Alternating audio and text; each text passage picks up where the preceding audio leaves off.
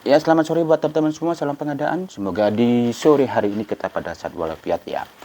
Di sore hari ini Bapak Kepala Sekolah lagi ada di Jambi ya. Besok akan ada sidang yang tentunya berharap apa yang akan direncanakan besok berjalan dengan baik.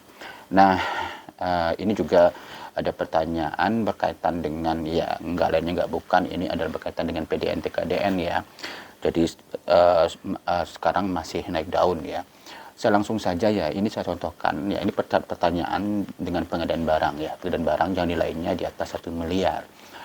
Nah, PPK menetapkan spesifikasi teknis ya pada produknya, adalah produk A dengan spesifikasi teknis X. Lalu dalam pengambilan spesifikasi teknis itu dengan menggunakan produk dalam negeri dengan yang memiliki nilai TKDN 30%. Nah, kemudian pertanyaan yang muncul, bagaimana misalkan peserta menawarkan merek yang berbeda tetapi dengan spek yang sama, artinya spek teknis ya, anggaplah XXX, lalu si peserta juga menyampaikan spek tek XXX tapi mereknya beda. Merek PPK itu nggak disebutkan karena memang nggak menyebut merek ya, tapi menyebut spesifikasi teknis, berarti bisa masuk perbedaan berapa merek tetapi tetap menyesuaikan dengan kebutuhan spesifikasi teknis. Anggap saja peserta tersebut menyampaikan 24% misalkan.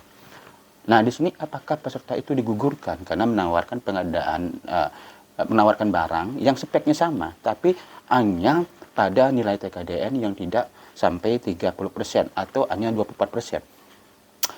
Ya, tentu kita harus bisa membedakan ya. Nilai TKDN ini tidak menjadi bagian yang dilihat oleh Pokja sepanjang ya spesifikasi yang ditawarkan itu sama. Mau misalkan dia 20 nilai TKDN-nya, mau dia 19, itu nggak menggugurkan dalam pengadaan barang. Hanya tidak diberikan PH saja. Kenapa nggak digugurkan? Karena spesifikasi teknisnya kan sama. Ya, spesifikasi teknisnya sama, hanya TKDN-nya saja di bawah 25%, maka tidak dapat PH.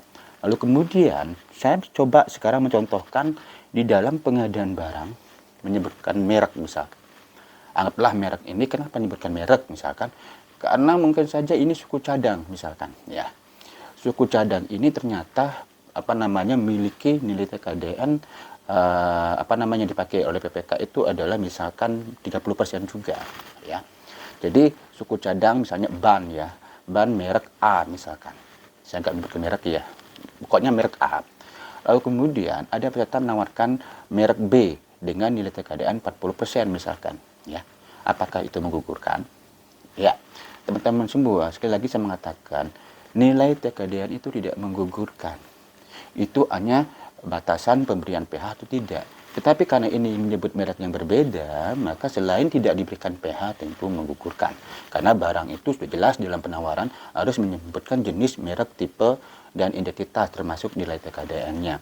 Sehingga apa? Dalam alasan menggugurkan ini bukan alasan menggugurkan karena nilai TKDN berbeda, tapi karena mereknya berbeda.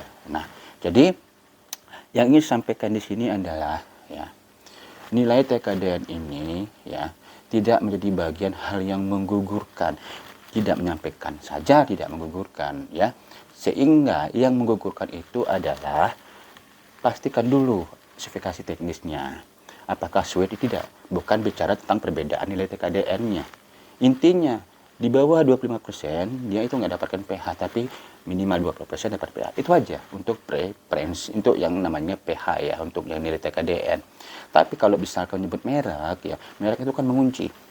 Ini misalkan menyebut merek ya, maka dari itu kalau sudah merek pasti nilai TKDN-nya pun menjadi satu ya. Jadi misalnya tadi saya mengatakan 30%, pasti 30% itu kan ada muncul merek ya. Jadi ketika merek itu digunakan, walaupun nanti peserta itu menawarkan berbeda nilai TKDN, ya mau 10, mau 15, mau 25, mau 30, yang digugurkan adalah mereknya ya, bukan bicara tentang nilai TKDN-nya.